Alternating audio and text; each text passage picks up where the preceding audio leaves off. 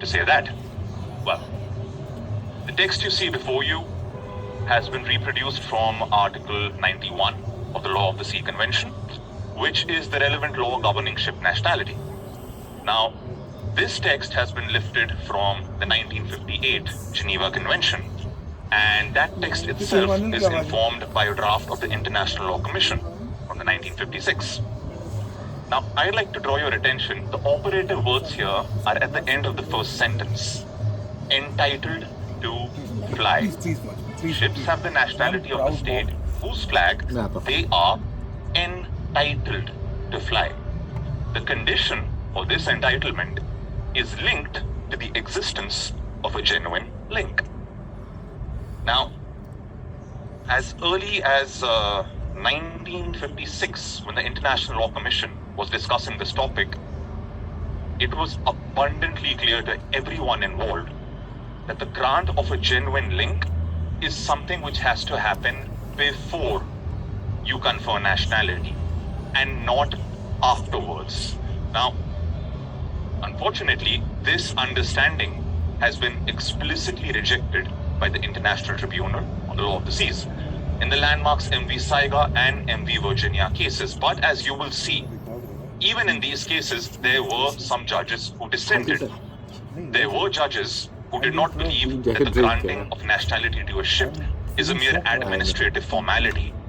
There were judges who called out the fallacy of advancing a proposition which says that a flag state is supposed to exercise jurisdiction and control over a ship, but it has to be able to do this without exercising jurisdiction and control over the owners of the ship. These dissents are the ones that we have before the ITLOS. The International Court of Justice has also had the occasion to comment on this issue, albeit in a very indirect fashion. And it was the American judge, Judge Jessup, who went so far as to say that if a ship confers its nationality, if a state confers its nationality on a ship without regard to management, ownership, jurisdiction, and control, states are free to disregard it. Now, obviously this hasn't caught on, but I'm trying to edge you there in that direction.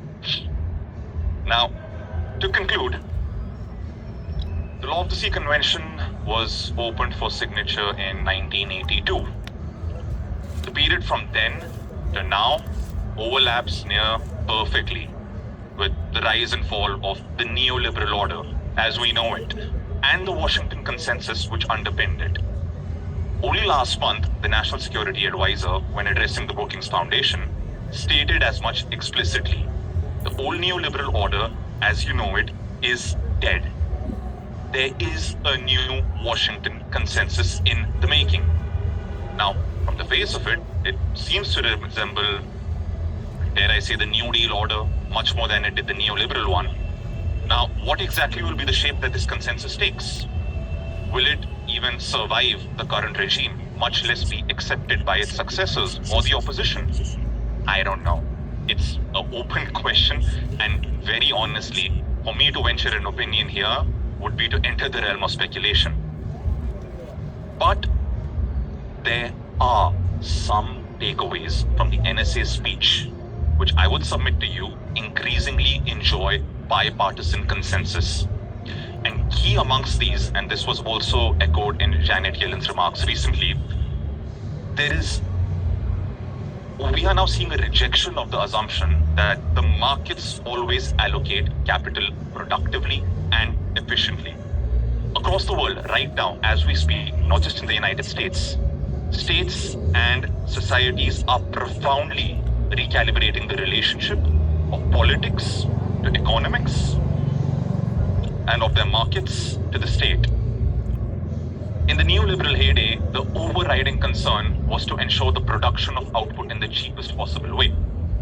It was this very world which informed and fueled the currently dominant understanding of ship nationality, which benefited multinational corporations who were looking to lower shipping costs and ensure the production of output on the cheapest possible terms. Such an assumption presumed a world of peace. With the Russian tanks rolling in Ukraine and China's increasingly bellicose behavior in the Indo-Pacific, I would submit to you that world is dead. The maintenance and expansion of market freedom is not the sole driving force of domestic or international politics anymore. Geopolitical and security competition has become the norm again, as it has been through much of history. In such a world, international politics is not conducted in a positive sum fashion. There are many states who view international politics in zero-sum terms, and this is a ripe environment to promote a reading of the genuine link, which privileges the public function and state interests over a more narrow private function, which is primarily concerned with corporate interests. I'd like to leave you with an observation that had been made way back in the early 1950s by a dissenting judge in the International Court of Justice, when Justice Moreno Quintana correctly identified the stakes that are inherent in this question of genuine link and ship nationality. The flag is the supreme symbol of sovereignty that international law authorizes a ship to fly. Should it reflect the country's economic independence or the interests of third parties and companies? Those are the stakes inherent in this question, and that's the thought I'd like to leave you with. Thank you. Beautiful, wonderful. क्या मजा आया sir सुन के ना, मतलब अपना बच्चा गजब छा गया. Sir please share. हाँ मैं पूरा सुनना चाह रहा हूँ. क्या हाल है? ठीक है Sir. हेलो. नहीं Thanks very much. First off, Akis, get better soon. We miss you here. But I wanted to actually ask a question to Dr. Azhar. Thank you so much for the excellent presentations across the board. Your presentation, though, really resonated with something I was discussing last week in Georgia. And since that was on the list of countries, I thought I'd ask you this question. Is it possible for a state to actually have a cause of action against another state for interfering with the duty to render Georgian occupied territory is currently still under the Maritime Rescue Coordination Center of Georgia, but the Georgian Coast Guard cannot actually render assistance inside the territorial sea of what is occupied Abkhazia. So the question just would be, in the context of the duty to render assistance, can one state interfere with another state in that responsibility? Thank you. क्या हुआ? मुझे लगा. That's why I'm sharing it. Thank you very much for your excellent question and really interesting point, and thank you for bringing it to our attention. I would like to think that it does apply on a humanitarian basis. That's my personal view. But we are seeing, yes, these problems emerge in relation to occupied territories. क्या बात कर रही है? अब हो जाता है थोड़ी थकान, बिकॉज ट्रैवलिंग उसी दिन आए थे और उससे पहले भी 10 दिन ट्रैवल करे थे.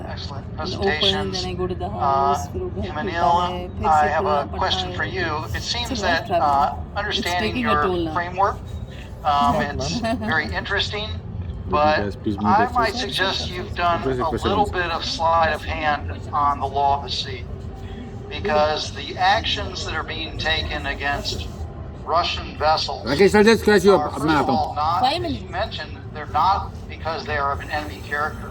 Rather, these are a series of unilateral and then combined sanctions.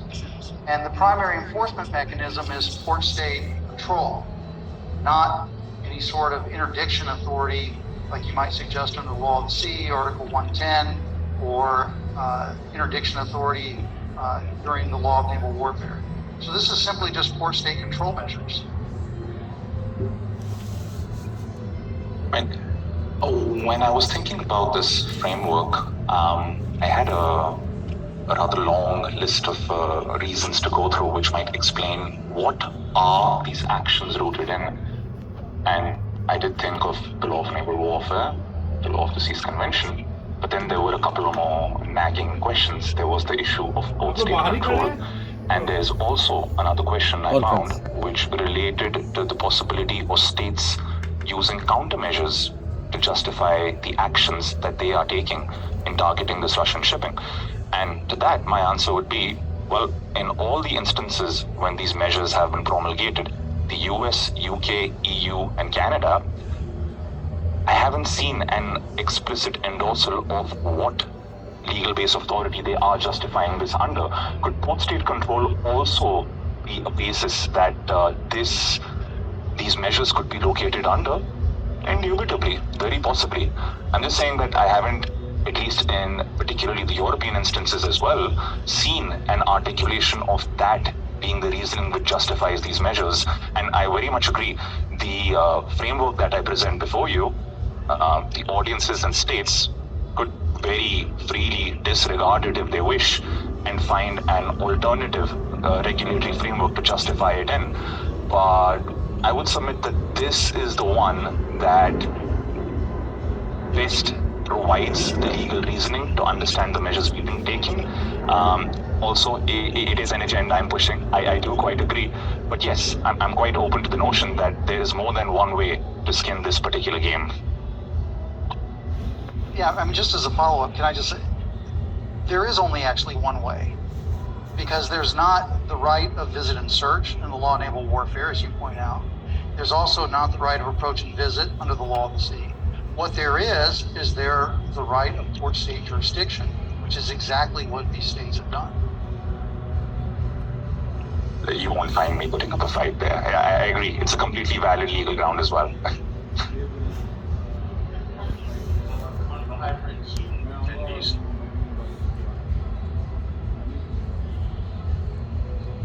Not very well.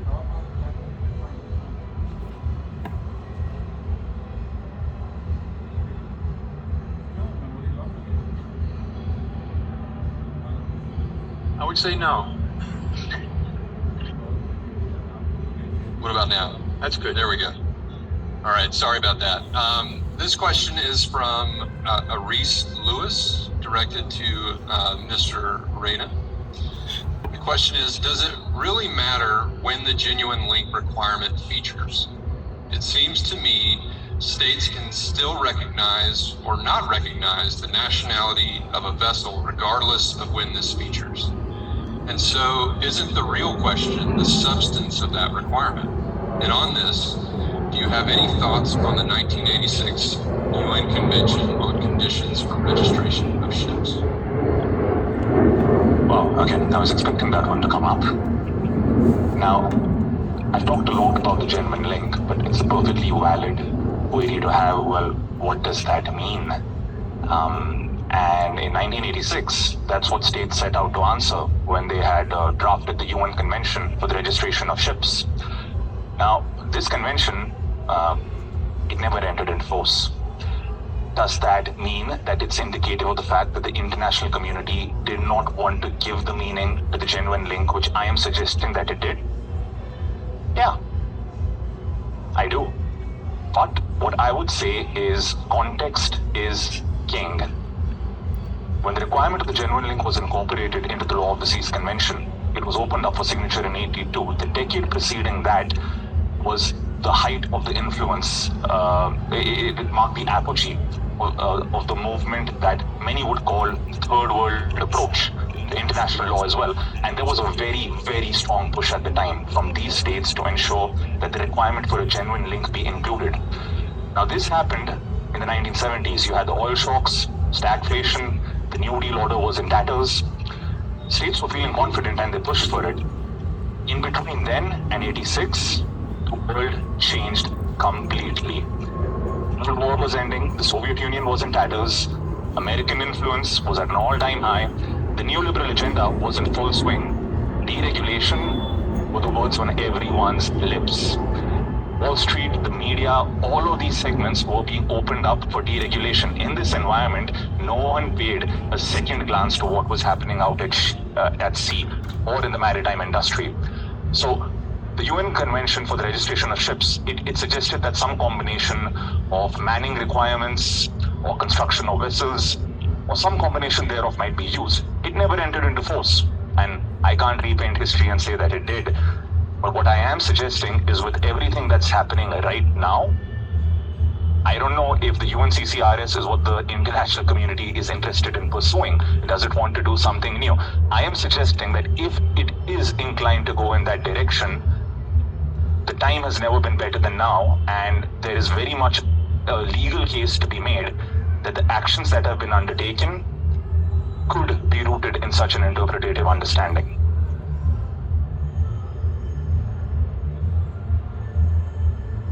Yes, please. So a question to Mr. Reina, again, probably to clarify your presentation, because we're not quite sure if you're advancing an utter rewriting of UNCLOS to adopt your framework to begin with genuine link, or you're looking at a reinterpretation.